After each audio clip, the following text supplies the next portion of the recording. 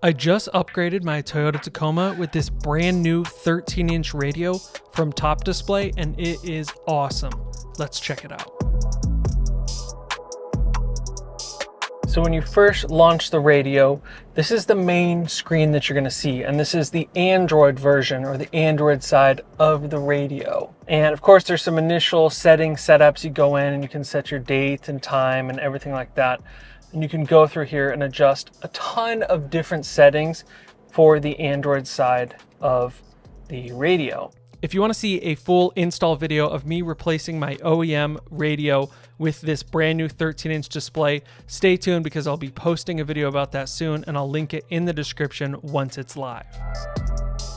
But there's a couple things I want to show you first, because when you first launch this, by default, a couple different things are on that it might drive you crazy if you don't know what they're doing. So from this home screen, you tap on this little hamburger icon, and this is where it's going to bring up a couple things. So one of them is this little audio. So I go in here and I just turn that off, because otherwise it's going to give you all these little different warnings throughout. So I just turn that off from the Android side. I don't need that on. Then I went into settings, and here is warnings. And by default, it's going to have a speed warning on. So it'll tell you anytime you're going over the speed limit, which is pretty annoying because it's, you know, something you might do from time to time.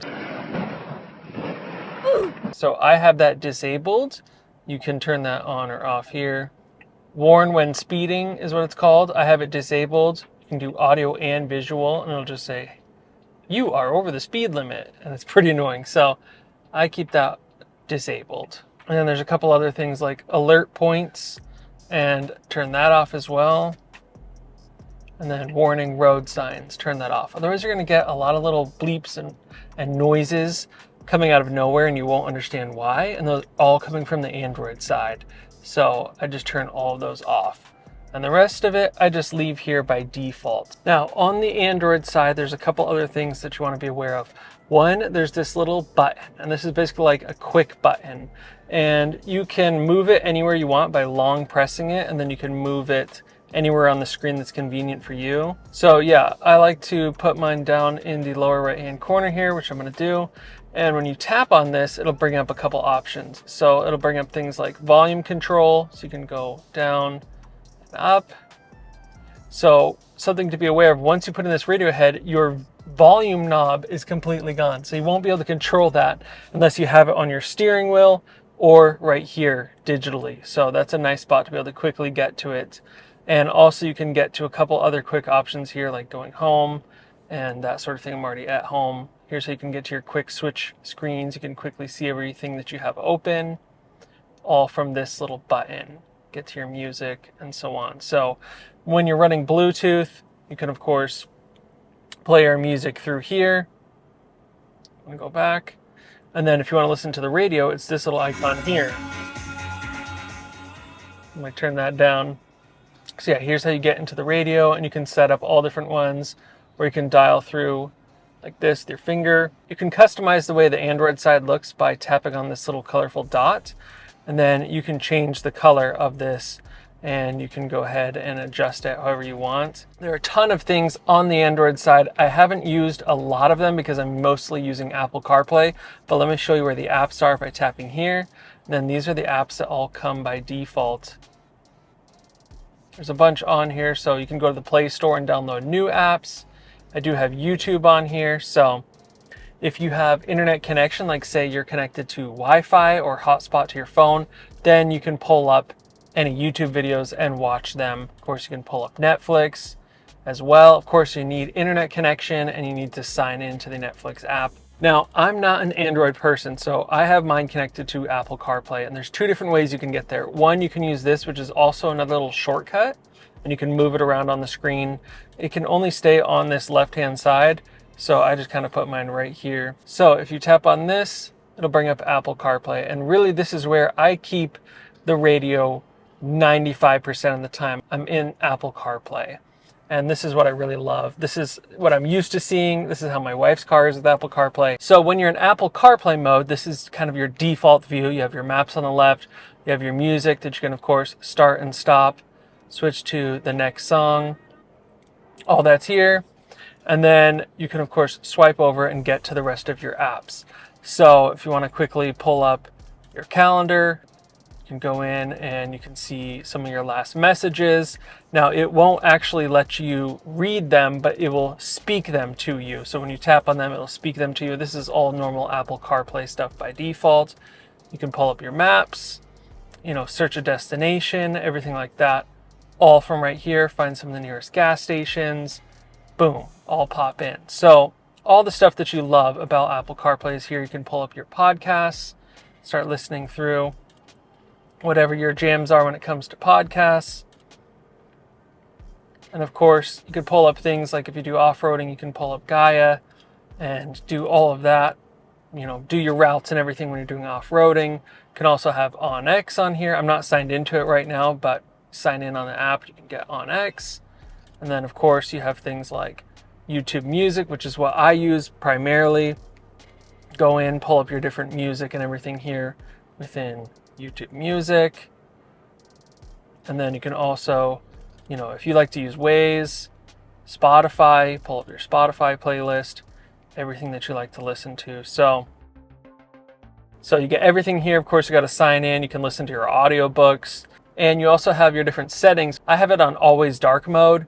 You can go in and change that, depending on the time of day. Automatic during the day, it's going to be bright, and at night, it's going to go dark. I just like mine in dark mode at all times. You can go in and change the wallpaper, put it to whatever you want. And then with Apple CarPlay, of course, you can see your time, your connectivity to your network, and the battery. This is the battery of your phone. And then your last 3 used apps are all going to pop up here so you can quickly get back into them, and I love that.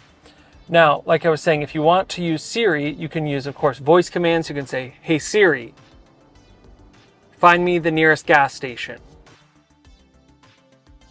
One option is Fry's Fuel Center on East Williams Field.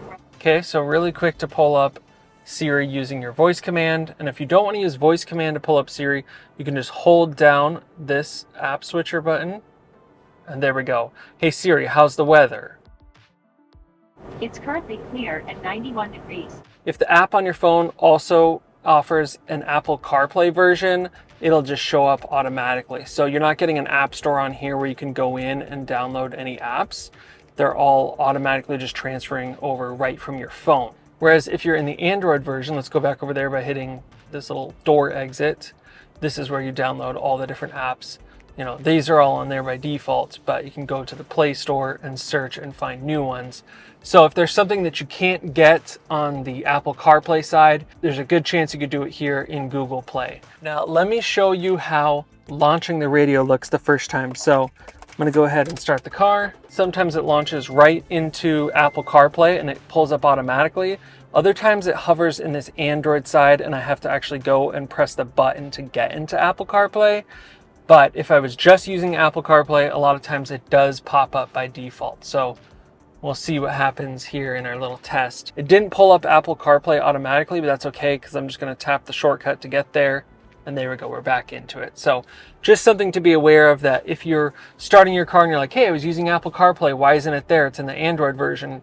Well, sometimes it does launch, sometimes it doesn't. It's kind of hit or miss whether it launches automatically, but if it doesn't, it's easy enough to just tap that button and get back into it. And if this button doesn't work for you, you can also tap these 3 dots, and then it's actually this one right here. All these little circles will bring you back into Apple CarPlay as well. So 2 different ways that you can get into the Apple CarPlay mode from the Android side of the radio. Now, I want to show you how the controls on the steering wheel all still control the radio. So I'm going to do the volume down here, and you'll see it changing on the radio there, and then the volume up, also controlling it. So that's all controlling it. You can, of course, skip songs by clicking right forward. That's working. You can see it switching there, and then back to the previous song. The back button also works, so we're going back in the app and go back home, and that's taking me back as well. And if you're on a phone call, you can also use the hang up and answer controls here, all on the right as well. Now here's what it looks like from the perspective of the driver. I just want to show you that the air vent on the left is unblocked. So I think a lot of people might worry about that because the screen is so much bigger and there's a little bit of overhang, but you can see that there's actually a nice bit of clearance here for the air vent to still blow onto you. So do not worry about that. It still blows right through. I live in Arizona where it's been 115 degrees for multiple days in a row this summer. It's been insanely hot. And the same thing goes for the air vent on this side. You still get lots of nice gray air blowing on you. It just looks like it's cutting it off because the screen is so far in front of it. But when you actually come around to this side, you can see that it's not blocking the air vents. Another thing is that with this new radio head, you still keep your default time, your hazard lights, all of the warning lights here, and of course your air conditioning controls. Everything here remains the same and is untouched. There are some other radios I've seen that completely replace this entire thing. I still like having separate controls for this instead of them becoming digital and becoming a screen. I've seen that type of radio for this model as well, but I really like that that remains untouched.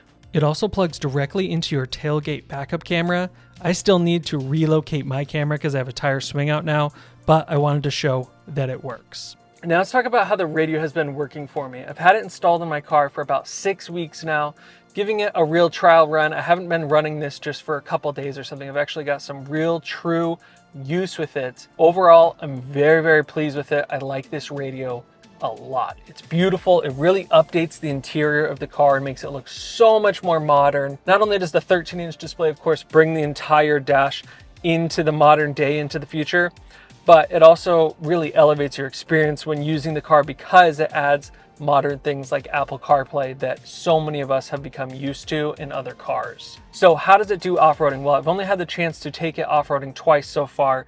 And once we were romping through the desert, and at one point the screen went black just for a few seconds. I have no idea why. Nothing was disconnected.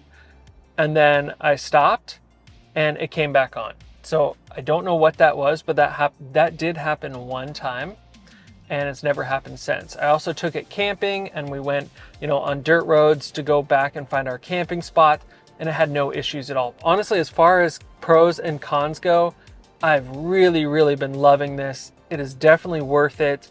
It's been working fantastic. It's been holding up in the 115-degree weather day in and day out. Really great. And obviously it gets even hotter in the car, and it's been holding up fine. I was a little bit worried about how this radio and this big display was going to do in the heat, but it has been doing really, really well.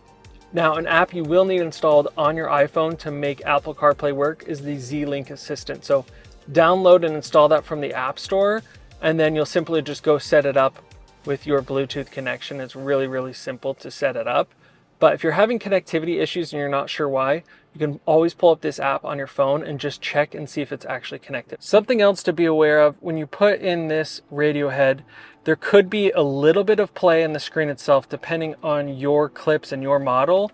It may sit in tighter or not. Mine, I can rock a little bit if I actually pull up on it. Now, obviously this is being really dramatic.